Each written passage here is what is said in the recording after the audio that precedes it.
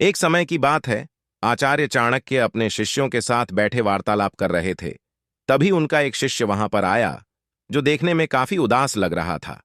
काफी देर तक जब वो शिष्य कुछ ना बोला तो आचार्य चाणक्य जी ने पूछा, कहो बेटा, क्या बात है? तुम बहुत चिंतित दिखाई देते हो। तो वह शिष्य बोला कि हे गुरुदेव, मैं एक कहावत को लेकर बहुत अचमंजस में हूं, क्योंकि यार कहावत स्त्रियों के ऊपर है।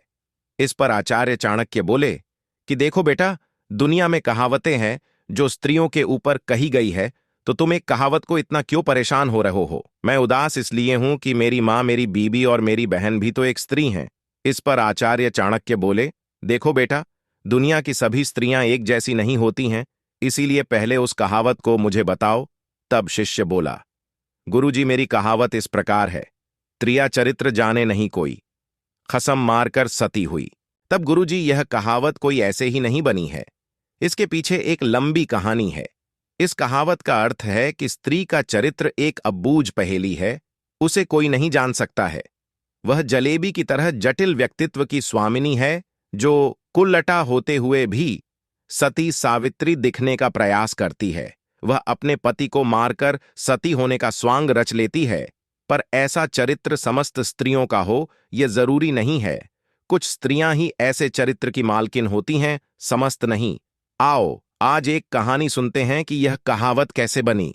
पंपापुर नामक एक राज्य था, जहां अंगध्वज नामक राजा राज्य करता था। राजा का जैसा नाम वैसे ही उसके गुण थे, अर्थात वह एक विलासी राजा था। पूरे राज्य में स्वच्छंदता का बोलबाला था। न केवल पुरुषों अपितु स्त्रियों का भी हद दर्जे तक चारित्रिक पतन हो गया था। विवाहेतर संबंध कायम करना एक आम बात थी उस राज्य में। उस राज्य में सुधर्मा नामक एक लकड़हारा रहता था। उसकी पत्नी का नाम सुलक्षणा था। सुधर्मा सुबह सुबह लकड़ी काटने वन में चला जाया करता था और देर शाम तक वापस लौटता था। दिन भर घर में सुलक्षणा अकेली रहती थी और बोर होती थी। सुलक्षणा अतीव सुंदर स्त्री थी और आत्ममुग्धा नायिका की तरह अपने रूप यौवन को आईने में देख देख कर हर्षित होती रहती थी। शाम को सुधर्मा थका हारा आता था और खाना खाकर जल्दी ही सो जाया करता था।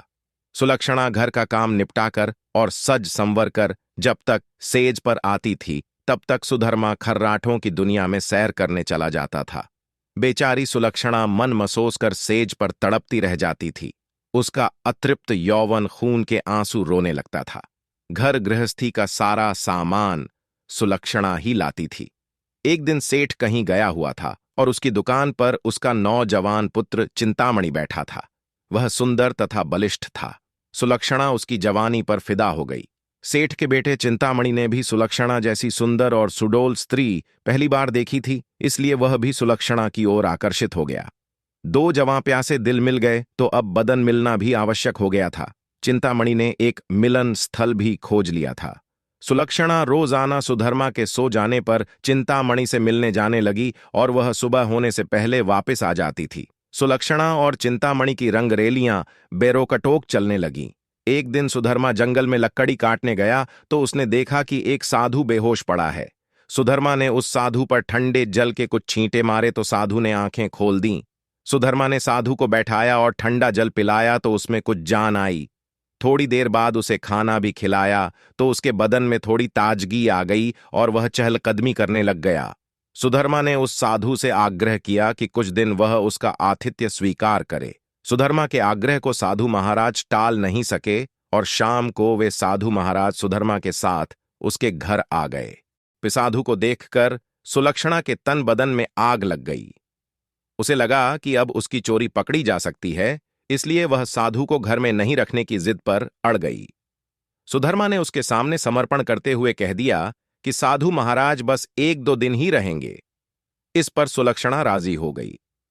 रात में सबने खाना खाया और साधु के लिए आंगन में चारपाई बिछा दी। सुधर्मा खाना खाने के तुरंत बाद ही सो गया था, लेकिन सुलक्षणा की आंखों में नींद कहाँ थी। वहां तो चिंतामणि की सूरत बसी हुई थी। उसका मन उड़कर चिंतामणि के पास चला गया था, मगर बदन तो सुधर्मा के घर में ही पड़ा था। यौवन को मन से ज्यादा तन की जरूरत होती है। सुलक्षणा को अपना बदन जलता हुआ महसूस होने लगा।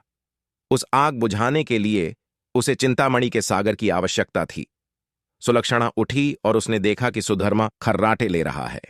तब वह साधु के पास गई। साधु भी चुपचाप लेटा था। सुलक्षणा ने उसे सोता हुआ जाना और फिर वह बन संवर कर चिंतामणि से मिलने के लिए चल दी। साधु एक अनजान व्यक्ति के घर में ठहरा था और सुलक्षणा ने उसे बड़ी मुश्किल से घर में रहने दिया, जबकि उसने यहां रहने के लिए कहा ही नहीं था। सुलक्षणा के व्यवहार को देखकर दाल में जरूर कुछ काला है, साधु महाराज के मन ने कहा, और वह सोचता ही रहा। इसलिए उसे नींद नहीं आई और उन दोनों के क्रियाकलाप देखता रहा। जब सुलक्षणा उसके पास आई तब वह दम साध कर चुपचाप लेटा रहा। उसने सुलक्षणा को बन संवर कर कहीं पर जाते हुए देख लिया था, मगर वह चुपचाप पड़ा रहा। उसने यह भी देख लिया था कि भोर होने से पहले ही सुलक्षणा वापस आ गई थी। उसे अब सारा माजरा समझ में आ गया था। दूसरे दिन सुधर्मा जब जंगल से लौटा तो साधु ने उसे अपनी पत्नी से सावधान रहने को कहा और यह भी कहा कि उसकी पत्नी किसी से मिलने रात को कहीं जाती है। इस पर सुधर्मा को सुलक्षणा पर बहुत गुस्सा आया और उसने सुलक्षणा को मारा पीटा भी बहुत। उसने सुलक्षणा को एक खंभे से बांध दिया और सो गया। सुधर्मा के मकान के पड़ोस में हरिराम नाई रहता था, जिसकी पत्नी का नाम सुशीला था। सुलक्षणा की तरह सुशीला भी एक चरित्रहीन स्त्री थी। उसका भी एक यार था। चूंकि दोनों एक ही नाव पर सवार थीं, इसलिए दोनों घनिष्ठ सहेली बन गई थीं। दोनों सहेलियां एक दूसरे के संदेश लाने ले जाने का काम भी करती थीं, इसलिए दोनों स्त्रियां एक दूसरे के प्रेमियों से भली भांति परिचित थीं। उस रात जब काफी देर तक सुलक्षणा नहीं आई तो चिंतामणि को चिंता होने लगी। वह भागा भागा सुशीला के पास आया और सुलक्षणा को बुला लाने के लिए सुशीला से कहने लगा। सुशीला सुलक्षणा के घर गई तो उसे खंभे से बंधा पाया। तब सुलक्षणा ने सारी कहानी बता दी। सुशीला ने चिंतामणि का संदेश सुलक्षणा को दिया तो सुलक्षणा ने अपने बंधे होने की मजबूरी बता दी। इस पर सुशीला ने कहा, ऐसा कर, मैं तेरे बंधन खोल देती हूं, तू चिंतामणि से मिल आ, तब तक मैं यहां बंधी रहूंगी। उसके इस प्रस्ताव पर सुलक्षणा की बांछें खिल गईं और वह अपनी जगह सुशीला को बांधकर चिंतामणि से मिलने चली गई। साधु महाराज यह सब खटराग देख सुन रहे थे, मगर वे चुपचाप खाट में दम साधे पड़े रहे। रात में जब सुधर्मा की नींद खुली तो उसे सुलक्षणा पर थोड़ी दया आई और उसने सोचा कि उसने कुछ ज्यादा कठोर रूप धर लिया है। अब सुलक्षणा को खोल देना चाहिए।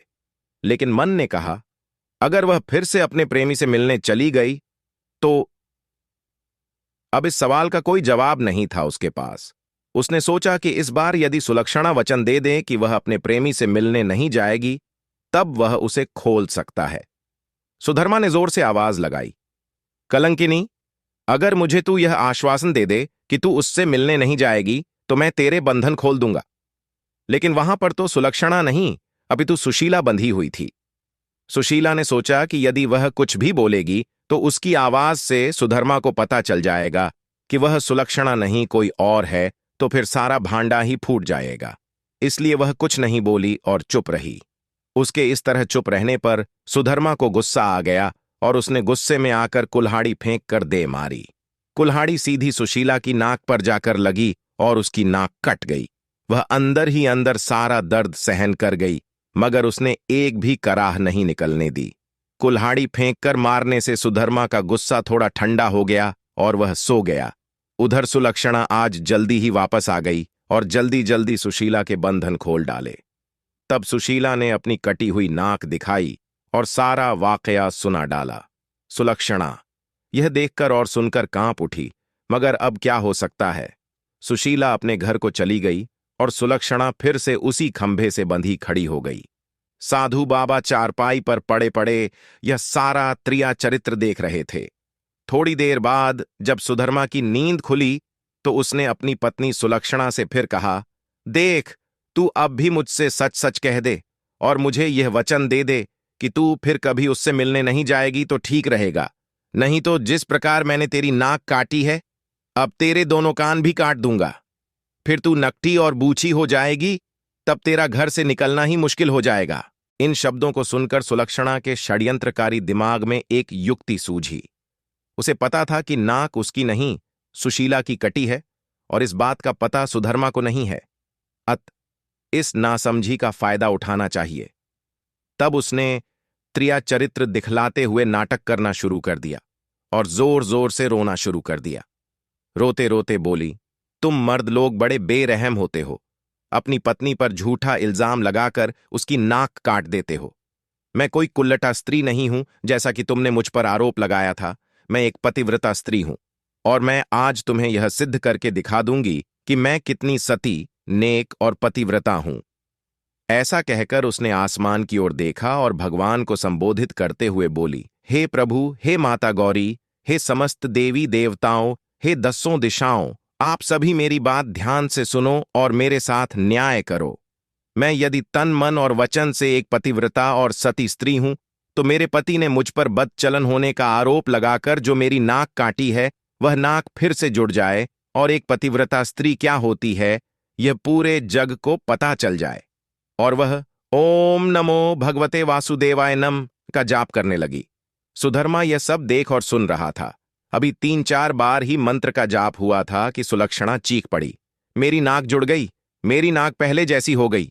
हे भगवान, तेरा लाख लाख शुक्र है जो तूने एक पतिव्रता स्त्री की लाज रख ली और मुझ पर बदचलन होने का झूठा आरोप जो मेरे पति ने लगाया था उसे खारिज कर दिया। मैं आपका यह उपकार जिंदगी भर नहीं भूलूंगी भगवान। और उसने नीचे धरती पर झुककर भगवान को प्रणाम किया। तब तक सुबह हो गई थी। सुधर्मा को उसकी बातों पर विश्वास नहीं हुआ, इसलिए वह उसके पास गया और उसकी नाक को छूकर देखा, वह पहले जैसी ही थी। वह सुलक्षणा को आश्चर्य से देखता ही रह गया और अपनी गलती पर पछताने लगा। उधर सुशीला ने अपने चेहरे पर एक कपड़ा इस तरह लगा लिया कि नाक दिखाई नहीं दे। सुबह होने पर नाई हरिराम अपनी दुकान जाने लगा तो उसने अपनी पेटी संभाली। उसमें एक बड़ा वाला हंसतुरा नहीं था। उसने सुशीला से कहा कि बड़ा वाला हंसतुरा ला दे। सुशीला नाक कटने से चिड़ी हुई सी थी तो उसने हरिराम की तरफ एक चाकू फेंक दिया और कहा, ले, यह ले तेरा बड़ा वाला हंसतुरा। बड़े वाले हंसतुरे की जगह चाकू देखकर हरिराम का पारा 7वें आसमान पर चढ़ गया। उसने अपनी पेटी खोली और एक छोटा हंसतुरा निकाला और उसे सुशीला की ओर फेंक कर मारा। सुशीला की चाल कामयाब हो गई। वह यही तो चाहती थी। उसने उस तरह हाथ में पकड़ा और जोर जोर से चिल्लाने लगी, अरे मेरी नाक काट दी, हाय मेरी नाक काट दी। उसकी आवाज सुनकर अड़ोसी पड़ोसी आ गए और वहां भीड़ लग गई। लोगों ने देखा कि सुशीला की नाक कटी हुई है और उसके हाथ में एक छोटा हंसतुरा है।